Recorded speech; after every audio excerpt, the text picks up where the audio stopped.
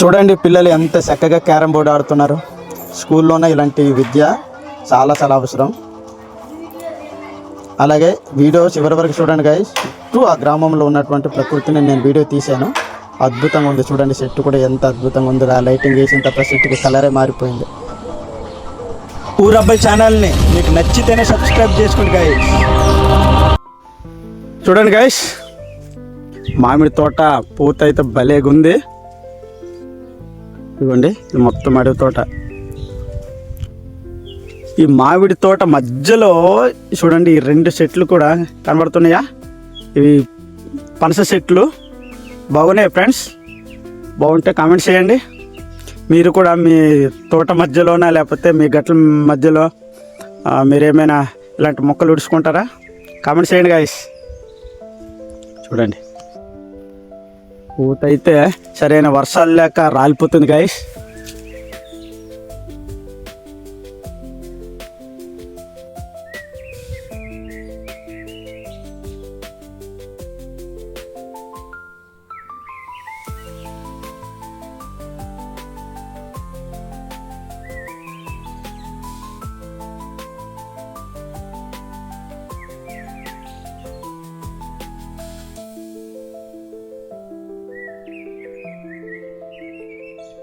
చూడండి గైస్, టమాటా పంట.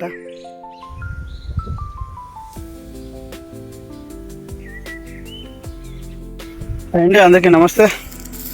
ఇదిగోండి, నేనైతే మా ఊర్లో ఉన్నటువంటి మా భూమి దగ్గరికి అయితే వచ్చానండి. మా పొలాలు ఇవి. ఇదిగోండి, కనిపిస్తున్నాయి కదా.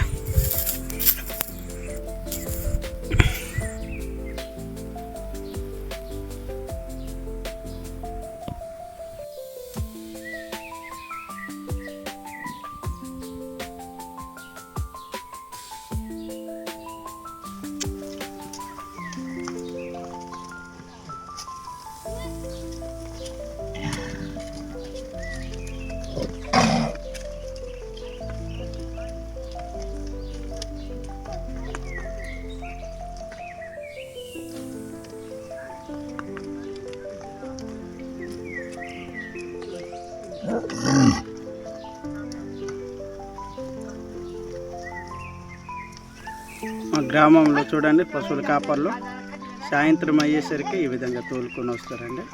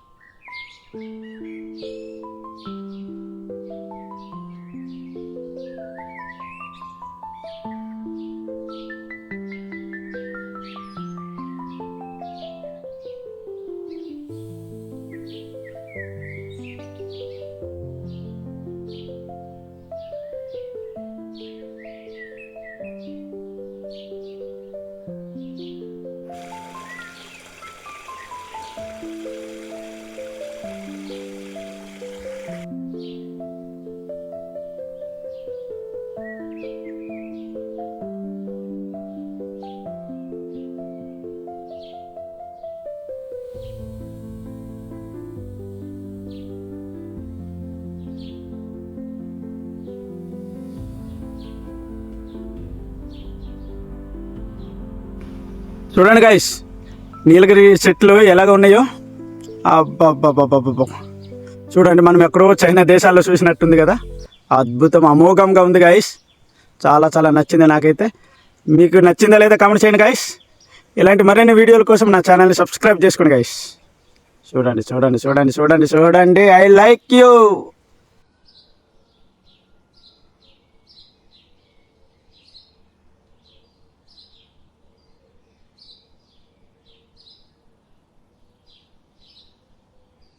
ఈ గ్రామంలో అయితే బయో ఎరువు ఎలాగుంది చూడండి గైస్. ఎక్కడ పడితే అక్కడ ఏ విధంగా ఉన్నదో చూసారు గైస్. ఇలాంటి ఎరువులు వాడండి. పొటాష్ యూరియాని తగ్గించండి గైస్. ఎందుకంటే మనం పండించే పంటలో అవి వాడితే తర్వాత రేపు పొద్దున మన కడుపుకొచ్చి మన ఆరోగ్యాన్ని చెడగొడుతుంది. ఇలాంటిది వాడితే మనం 10 సంవత్సరాలు కాదు, 20 సంవత్సరాలు కాదు, 60 సంవత్సరాలు కాదు, 100 సంవత్సరాలు ఉంటాం గైస్.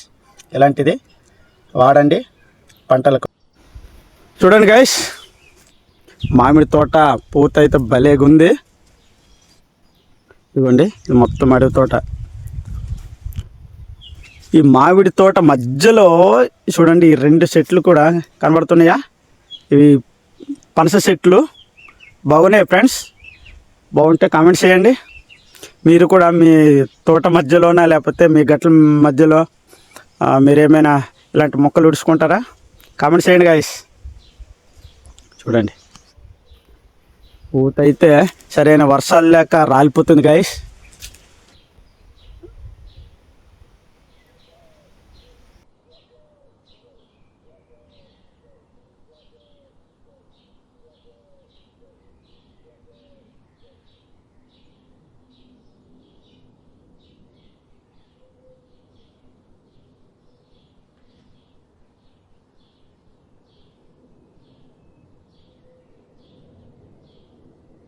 పిల్లలు బాగా చదవాలి అంటే బుక్సే కాదండి, అప్పుడప్పుడు ఇలాంటి ఆటలు ఆడిపించాలి. Carrom board, chess.